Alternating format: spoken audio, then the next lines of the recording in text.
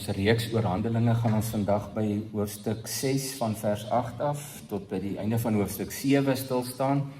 En ons gaan uit die 2020 vertaling saam lees. Ek gaan weer net enkele paragrawe lees, maar ek wil u aanmoedig om, as u nog nie het nie of nie onlangs het nie, weer die hele 2 hoofstukke asseblief gaan deurlees, Handelinge 6 en 7. Maar voordat ons dit saam lees, kom ons bid eers saam.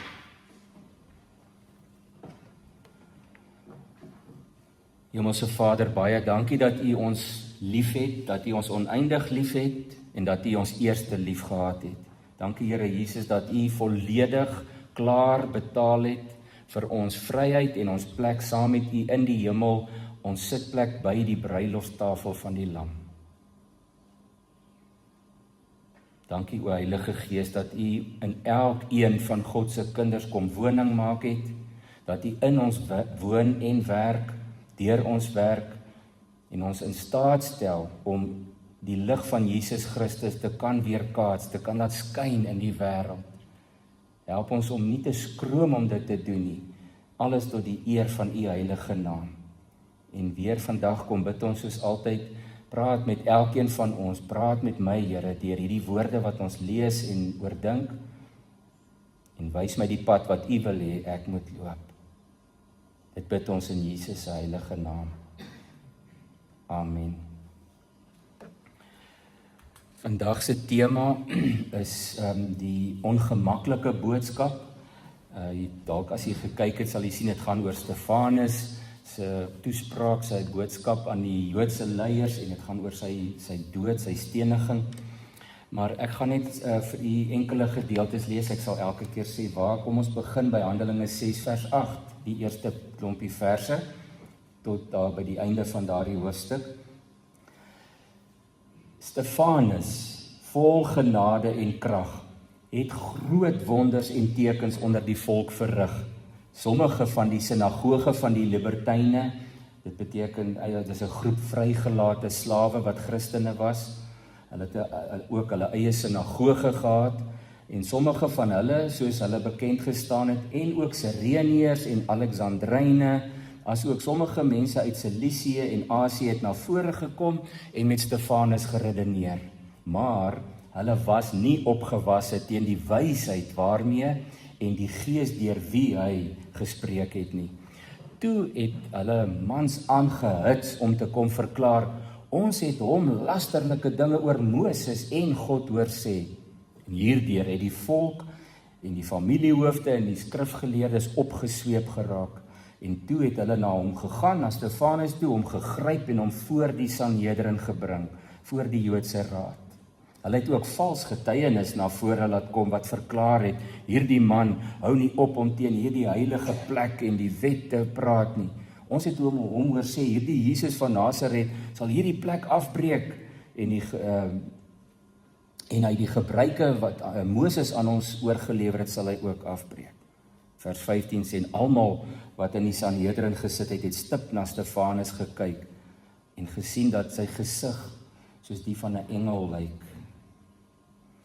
Nou dan gaan ons sy toespraak so 'n bietjie oorslaan. Julle moet dit asseblief gaan lees, want die wonderlike van Handelinge 7 is dat in daardie hoofstuk word die hele geskiedenis van Israel opgesom. Ek sal nou net so iets daaroor ook sê, maar gaan lees dit gerus, dit is so interessant. Een hoofstuk som my sommer vir hulle die hele Ou Testament op. Baie, baie handig om dit ook te weet. Kom ek lees net vir u, ek het 'n opsomming gemaak van daardie lang toespraak, ek gaan dit net gou lees, want dan het ons daarom almal ook daardie gedeelte. Dis net 'n opsomming, hierdie is nou nie woordelik so uit die woord uit nie, maar die hoofpriester het vir Stefanus gevra, wat is die aanklagte teen jou? En toe antwoord hy, broers en susters, luister, God het ons voorvader Abraham aan hom verskyn toe hy nog in Mesopotamië was en hom beveel om sy vaderland en familie te verlaat en na 'n land te trek wat God sou wys. En Abraham was gehoorsaam. Hy het Haran verlaat en uiteindelik na hierdie land gekom. God het hom hier geen eiendom gegee nie, maar hy het beloof om die land aan sy nageslag te gee. Hy het ook gesê dat die nageslag 400 jaar lank as slawe in 'n vreemde land sou lei, maar dat hy hulle daarna sou red. God het die verbond van besnydenis met Abraham gesluit en so het die lyn voortgegaan deur Isak, Jakob en die 12 stamvaders. En dan net so aanhaling uit jaloesie, het die stamvaders vir Josef as slaaf na Egipte aan hulle verkoop, maar God was by hom.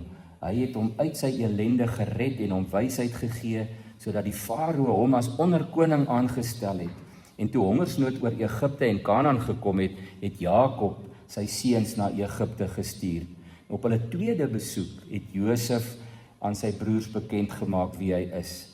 En die hele familie, toe later 75 mense het na Egipte gekom, en daar het Jakob en ons voorvaders gesterwe en hulle is in Sichem begrawe. Na mate die tyd van God se belofte nader gekom het, het die volk in Egipte vermeerder. En toe kom 'n nuwe koning aan bewind wat Josef nie geken het nie. En hy het ons volk verdruk en beveel dat babetjies buite neergesit moes word om te sterf. In die tyd is Moses gebore, 'n buitengewone mooi kind. 3 maande lank is hy tuis versorg en daarna buite gelaat waar die farao se dogter hom gekry en as haar eie seun grootgemaak het. Moses is opgelei in al die wysheid van Egipte. Op 40-jarige leeftyd het hy sy vervolgde volksgenote gaan opsoek en hy het 'n Israeliet teen 'n Egiptenaar verdedig en die Egiptenaar doodgeslaan, want hy het gemeen sy mense sou begryp dat God hom wou gebruik om hulle te red, maar hulle het hom verwerp en hy het gevlug na Midian, waar hy vir 40 jaar gaan woon het. Daarna het die engel van die Here aan hom verskyn in 'n brandende doringbos by Sinaïberg. Die Here het gesê, ek is die God van Abraham, Isak en Jakob, trek jou skoene uit, want jy staan op gewyde grond. Ek het my volk se lyding gesien, en ek gaan jou stuur om hulle te red. Dit is dieselfde Moses wat Israel verwerp het, maar die God as leier en redder gestuur het. Hy wat 40 jaar lank tekens en wonders gedoen het en gesê het dat God 'n profeet soos hy sal laat voorkom.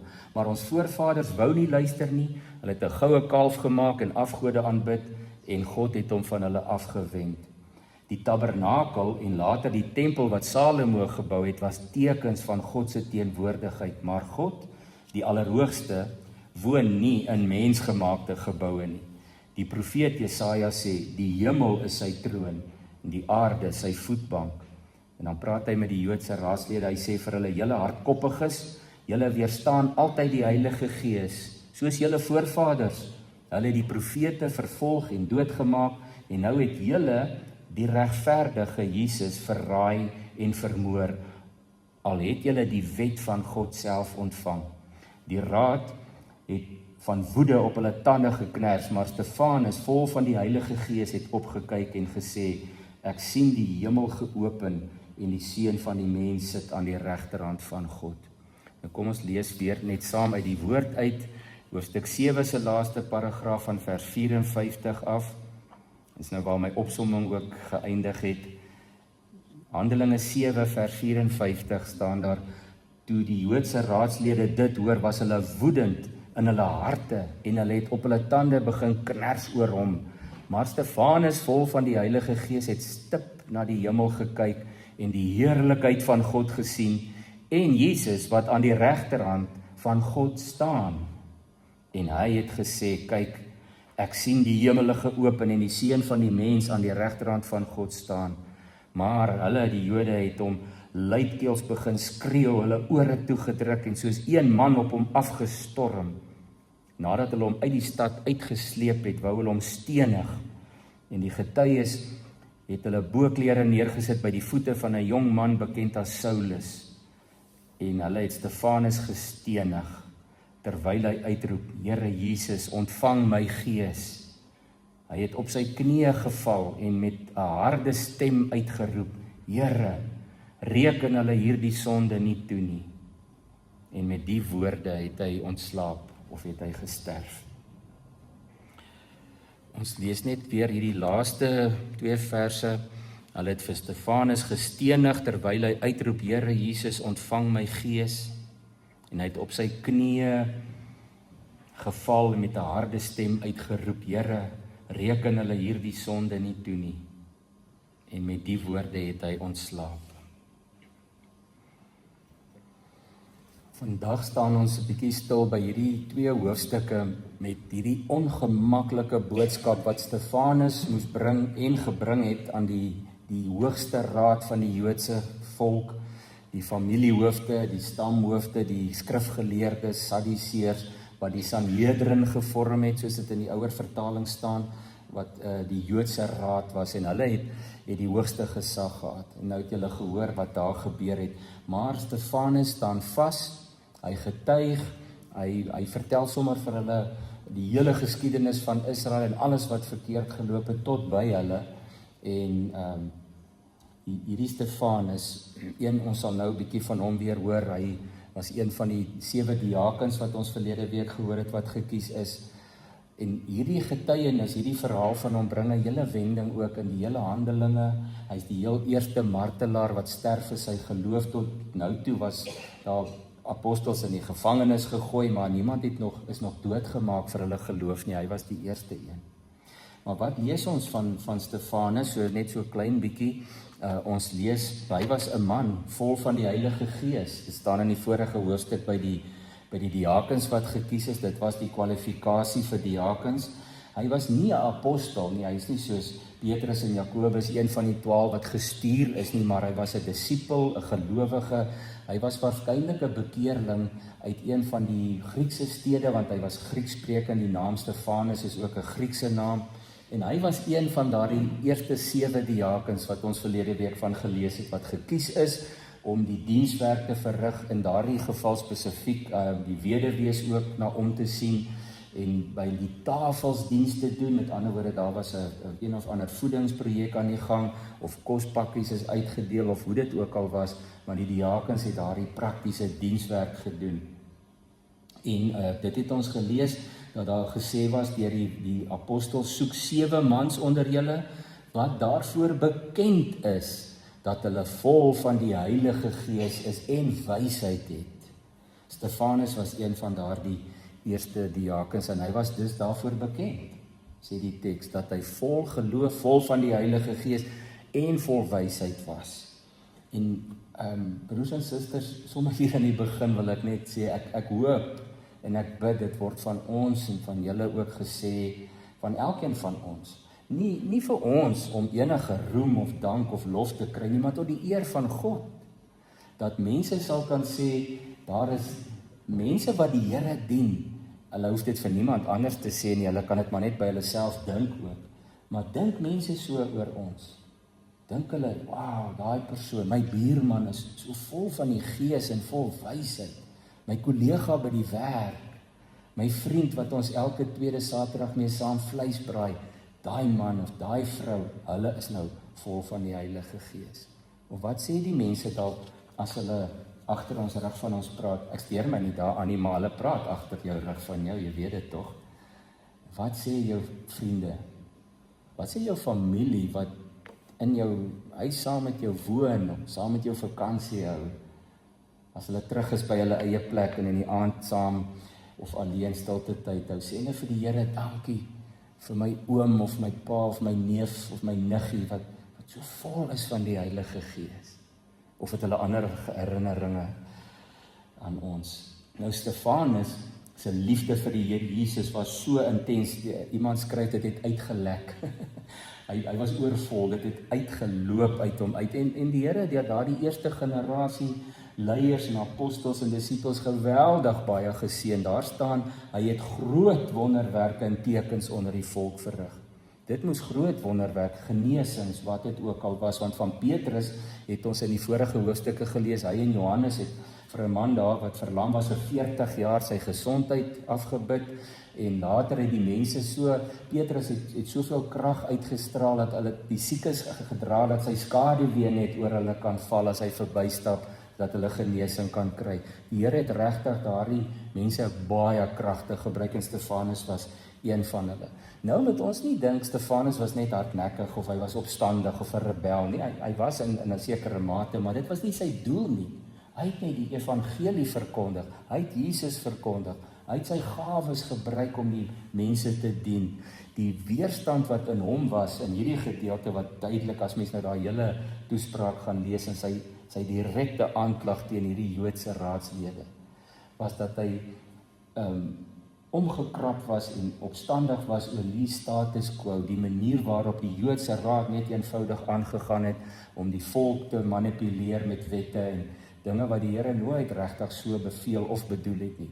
En net eenvoudig nadat hulle Jesus gekruisig het, gehoor het van sy opstanding, mense omgekoop het om te sê sy liggaam is gesteel, gaan hulle net ongestoord voort. En waarskynlik was Kajafas nog steeds die hoofpriester, want in ander tekste lees van die geskiedenis van Israel, lees ons dat hy tot omtrent in die jaar 68 na Christus nog die hoofpriester was. So hy was nog vir 'n goeie 30 jaar na die kruisiging van Jesus, was Kajafas nog in beheer en hy het net eenvoudig sy hart nooit versag nie. Maar Stefanus kroom nie om hierdie Joodse raad direk daarvan te beskuldig. Dit is hulle wat vir Jesus laat doodmaak het. Die een wat deur God aangestel is, en dan vaar hy sommer uit met goeie reg. Hy sê dit is presies wat julle voorouers ook gedoen het. Nog 'n teken dat hy nie 'n gebore Jood was nie, want hy praat van hulle voorvaders, nie ons voorvaders. Nou hierdie aggressie wat die Joodse leiers veral teen die evangelie en teen Jesus gehad het, kom baie duidelik hier na vore. In vers 12 staan daar in die 83 vertaling hoe die familiehoofde en die skrifgeleerdes opgesweep was. Daar staan, hulle het op hom afgestorm, hom gegryp en hom voor die Joodse raad gebring.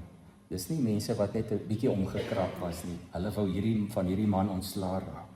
Maar onthou jy so 'n paar weke gelede, maar ons het 'n baie bekende teksgedeelte behandel wat julle almal goed ken, en dis daardie gedeelte in Efesiërs 6 oor die wapenrusting, hoe God ons beskerm. Dan sê Paulus in vers 12, maar staan vas, bly stewig staan. In die Griek staan daar nie daardie een woord staan, maar dis 'n opdrag, staan sterk. En dis wat Stefanus gedoen het. Terwyl hulle hom uitsleep uit die stad en hom met klippe gooi, staan hy sterk. 'n Man wat vol van die Heilige Gees was. Hy duins nie terug nie. Ek weet hierdie teks dwing ons altyd as ons dit lees tot selfondersoek. Waar het ek al teruggeduins, stil gebly? Besluit ek gaan maar liewer nie nou iets sê nie. Was dit 'n wyse ding om te doen? Of was dit dalk 'n bietjie 'n teken van onsekerheid of vrees? Hoekom het ons nie gestaan toe ons moes staan nie? Die Heilige Gees woon in ons, hy woon in elkeen van julle, en dis hy wat ons bemagtig om te staan en te praat. So ons het gesien, hy is 'n man vol van die Heilige Gees, maar sy verdediging kom nie uit argumente uit die koerante of uit sy eie ervaring nie, kom uit die skrif. Hierdie Griekse Christen het die Ou Testament baie goed geken. Hy was dalk as jong seun al deel van die Joodse geloof, saam met sy ouers, ons weet nie meer oor hom nie, maar hy ken die Ou Testament. Hy ken Israel se geskiedenis op die punte van sy vingers. Hy haal tekste aan, hy haal beloftes aan, hy haal feite aan, hy haal profesieë aan. Hy begin by Abraham, daar by die eerste aardsvader wat God geroep en hy kan detail goed sê dat waar het Abraham gewoon en wat het alles daar gebeur. Julle moet asseblief gaan lees. My opsomming is 1/3 so lank soos die hele hoofstuk 7. Maar waar kom dit vandaan? Die Gees het hom ook geïnspireer, want in Lukas 21 hoor ons dat Jesus praat met sy disippels en hy sê vir hulle, daar gaan vir julle vervolging wag. Julle moenie onkant gevang word nie, maar dan sê hy vir hulle, daar gaan ook baie dinge gebeur voor die finale wederkoms en in daai tyd sal Christene weerstand ervaar. Dan sê hy maar, nog voordat al hierdie groot goed gebeur, sal hulle julle gevange neem en julle vervolg. Hulle sal julle oorlewer vir verhoor in die sinagoges en vir opsluiting in gevangenisse. Hoor hoe Jesus dit al geprofeteer. En ons weet dit het met Petrus en met Paulus ook later gebeur, want in die volgende sin sê hy, hulle sal julle voor konings en goewerneurs bring ter wille van my naam. Later in Handelinge gaan ons hoor dat Paulus voor koning Agrippa gebring is om homself te verdedig. Jesus het dit vir hulle gesê, julle sal voor konings en goewerneurs gebring word ter wille van my naam. Dit sal vir julle 'n geleentheid wees om van my te getuig, sê Jesus. Stel julle dus daarop in om julle nie vooraf oor julle verdediging te kwel nie, want ek sal vir julle die woorde en die wysheid gee, wat deur geen een van julle teenstanders teengespreek of weerlê sal kan word nie. En Stefanus is die eerste duidelike bewys daarvan. Petrus het ook al baie keer gepraat voor die leiers in die tronk gegooi, maar Stefanus is 'n vervulling van Jesus se woorde. Hy het hierdie verdediging gedoen, en daar staan geskryf, hulle kon glad nie enigiets weer lê wat hy gesê het nie. Nou in daardie Joodse raad was daar baie partye en faksies en groepe en godsdienstige strominge. Daar was die Fariseërs was een groot groep, maar die grootste groep was die Sadduseërs. Ons lees baie van hulle in die evangelies. Hulle was die grootste groep onder die familiehoofde in die Joodse raadslede, maar hulle het net soos die Samaritane net in die eerste 5 boeke van Moses geglo. Hulle het vast gesê, dis Moses, hulle het dit die wet genoem en daarby het hulle gestaan en geval. Hulle het nie gebodder met die profete en psalms en ander wysheidsliteratuur nie. Hulle het gesê, nee, daardie is God se woord. So vir hulle was dit 'n doodsonde as iemand net iets oor Moses gesê het of teen hom, of Moses sou sy reputasie sou aantas of hom beskuldig, of net enige iets sou sê van iemand anders, soos Stefanus wat praat oor Jesus, wat die vervulling was van Moses se wet. Paulus wat ook skryf, Jesus het gesê self, hy het nie die wet kom weggooi of verander nie, hy het dit kom vervul, hy het die volle betekenis gegee en vir ons kom wys, wat is God se bedoeling daarmee? Dat julle God sal lief hê met julle hele hart, siel, krag en verstand, en julle naaste soos julle self, sê die Here Jesus. Dis die hele opsomming, sê hy, van alles wat Moses geskryf het. Maar vir die Sadduseërs sou hulle jou met klippe doodgegooi het. En daarom kry hulle mense om valse getuienis te bring en sê, hy het teen Moses gelaster.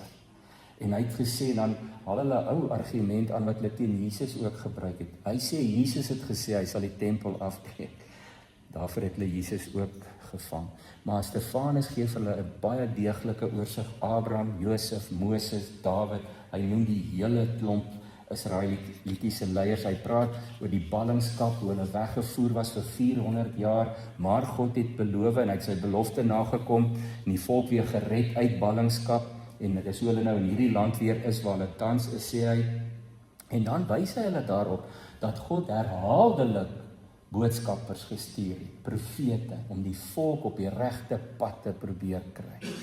En hoe dat daardie profete doodgemaak is vir die waarheid wat hulle verkondig het. In Handelinge 6, vers 51 het ons gelees, kan nie gaan lees, ek dink, dis een van die gedeeltes wat ek opgesom het. Hy sê daar in vers 51, julle hardnekkiges met onbesnede harte en ore, julle weerstaan altyd die Heilige Gees.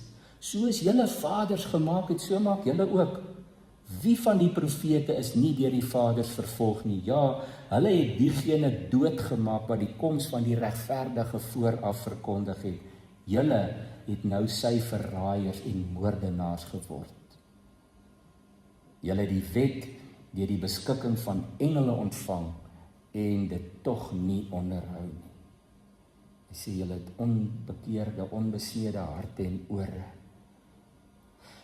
Broers en susters, ons verstaan nie regtig hoeveel guts wil ek sê, hoeveel moed het Stefanus gehad om dit vir die hoogste hof van Israel te sê. Mense wat vir dekades, hulle is ou manne wat gesagsposisies gehad het. Hulle het natuurlik ook 'n groep gehad, hulle het almal die Ou Testament of ten minste die wet baie goed op die punte van hulle vingers geken. Daar was 'n groep wat die skrifkenners of die skrifgeleerdes genoem word. Hulle kon argumenteer soos prokureurs in 'n hof nie kan doen vandag nie.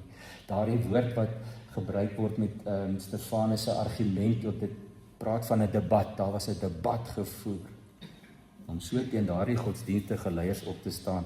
Dank die Vader dat Jesus gesê het in Lukas 21, maar moet julle nie bekommer nie. Hy sê, stel julle nie daarop in om vooraf julle oor julle verdediging te kwel nie. Jesus sê vir sy apostels, moenie bang wees vir wanneer dit kom en voorberei vir so 'n situasie nie. Hy sê, want ek sal vir julle die woorde en die wysheid gee, wat deur geen een van julle teenstanders teengespreek of weer lê kan word. Hoeveel keer het ons en ek en jy nie al stil gebly? Ons gaan nie weet wat om te sê nie. Ek is nou nie voorberei op hierdie gesprek. Ek sê nie ons moet in elke argument betrokke raak nie. Nie eers godsdienstige argumente nie, want partykeer is mense so oortuig van een of ander manier van leef of dink of glo dat ek net weet, ek gaan hierdie persoon nie in 'n paar maande kan oortuig om net 'n bietjie 'n oper gedagte te hê of anders te dink. So ek raak nie in elke argument betrokke nie. Maar wanneer die Here van ons verwag om te staan vir hom, dan moet ons nie bang wees, wat gaan ek sê nie. Die Here sê hy sal vir ons deur sy gees die woorde gee. Paulus skryf ook daaroor. En ek hoop nie dat daar enige een van julle dalk nog is wat glo of dink dat dit net sekere mense is, soos predikante en sendelinge en charismatiese mense wat getuig oor hulle geloof nie. Elke een van ons wat sê ons is lief vir Jesus, het 'n getuienis in ons hart, maak nie saak hoe groot, hoe ernstig, of waar jy gaan draai het, of waar jy nou jou bevind, of hoe wonderlik jy die Bybel ken nie, niks van daai goed maak saak nie. Mense wil net in jou sien en hoor in jou hart, hoe lief jy vir Jesus is en hoe hy jou gebring het waar jy nou is. Al die eer aan hom. Ons hoef nie bang te wees vir een oomblik om te sê, ons behoort aan Jesus en hy is my koning en my God en voor hom en net voor hom buig ek. Dan moet ons nie bang wees nie. Stefanus se verdediging was vol van die skrif, maar eintlik is sy verdediging, soos hy ook met ons sê, net vol van die Heilige Gees. En dan net die laaste gedeelte, sy dood was letterlik vol van Christus. Is jy en ek bereid om te sterf vir Jesus? En ek sê dit baie, ek bid en hoop en glo nie dit gaan in ons land of in ons tyd gebeur nie, maar ons moet hierdie vraag kan antwoord. Is jy bereid om te sterf vir Jesus? Ons het 'n lekker lewe in Suid-Afrika. Ons word al doodgemaak vir ons besittings, maar nie vir ons geloof sommer. En wat doen Stefanus? Hy staan en hy kyk na die hemel en hy sê, ek sien die hemel is oop. En dan sien hy hierdie wonderlike gesig. Hy sien Jesus staan. In die Nuwe Testament 15, 18 keer, dit hang nou af hoe mens die tekste lees, maar ten minste 15 keer van die evangelies tot in Openbaring staan daar Jesus sit aan die regterhand van God. Want dit was sy ereposisie en dit was die bewys dat sy taak is afgehandel. En die Hebreërs skrywer het ons dit baie duidelik gesê, die priesters van die ou verbond moes staan en hulle diens verrig, dan sê hy, maar Jesus het gaan sit aan die regterhand van God. Julle kan maar gaan lees, hier Handelinge 2 vers 34 het ons dit ook gelees, hy sit nou aan die regterhand van die Vader. Romeine 8 vers 34, Hebreërs 1 vers 3, 8 vers 1, 10 vers 12, as julle al die tekste wil hê, vra my, ek stuur dit vir julle. Dis 'n verwysing na Psalm 110 vers 1, waar Dawid al geskryf het, God sal vir my sê, kom sit aan my regterhand, en hy praat van die Messias. Maar Stefanus sien Jesus staan. Julle, ek is so gevul met ontzag as ek dit hoor en lees, dat die Here Jesus, die skepper van die hemel en die aarde, opstaan vir sy eerste martelaar. Sy heel eerste martelaar vir sy naam. Die Here Jesus staan op. Hy staan op, waarskynlik, ons kan nou nie sê, want daar staan nie hoekom nie, maar my waarneming is, hy staan op uit respek vir hierdie man, wat vol van sy gees bly staan, terwyl hy besef, hy gaan nou doodgemaak word vir sy geloof. Hulle sleep hom uit die stad uit, hulle begin hom met klippe gooi, hy sê, julle kan maar gooi, ek sien vir Jesus staan. Hy staan waarskynlik om hierdie disipel van hom te ontvang. En die Here Jesus sal staan vir elke een wat bereid is om te ly vir sy naam. Al moet ons dit net by die werk doen of by die braaivleis. Hoef nie by 'n Joodse raad te wees nie. Heel wat later lees ons van Paulus dat hy in Filippense 1 vers 20 ook skryf. Hy sê, ek wil ook nou, soos nog altyd, met volle vrymoedigheid deur my hele wese Christus verheerlik in lewe en in sterwe, want om te lewe is vir my Christus en om te sterwe is 'n wins. Dit was die hart van die apostels, van die disippels, van die eerste generasie gelowiges en dwars deur die eeue en baie vandag nog en julle ook. Ek sê nie ons is nie daar nie, maar doen ons dit, ervaar ons dit, leef ons dit. Wat sal gebeur as ons ooit by daardie punt kom dat ons sou moes kies om te sterf vir Jesus?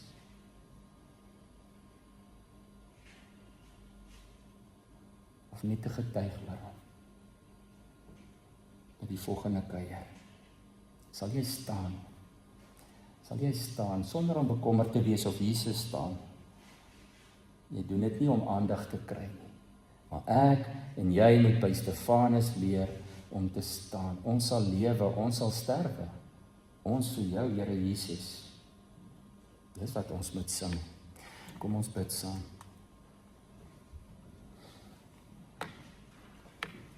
Here Jesus, ons wil vandag saam met U staan vir Stefanus. Ons wil hom nie verheerlik of op 'n troon sit nie, maar Here, ons het soveel respek en bewondering vir een van U kinders, een van ons broers, die eerste een wat opgestaan het en doodgegooi was met klippe, omdat hy U naam verdedig het. En dan terwyl hy sterf nog bid, net soos U daar aan die kruis vir die vergifnis van sy moordenaars. Reken hulle hierdie nie toe nie, Here. Dat hy in sy sterwensuur vir sy vyande, sy moordenaars kan bid. Nadat hy met soveel dapperheid en oortuiging getuig het, dat U die koning van die konings is, die Here van die heersers, en dat hy vir U bly staan het. Here Jesus, help ons om in klein situasietjies, in die dag, by die werk, by 'n kuiergeleentheid met vakansie, of sommer daar by die huis net, as dit nodig word, as ons die geleentheid sien, om te staan vir U, om te praat vir U, om nie terug te deins nie, al kos dit ons ook iets. Ons bid dit in Jesus se naam. Amen.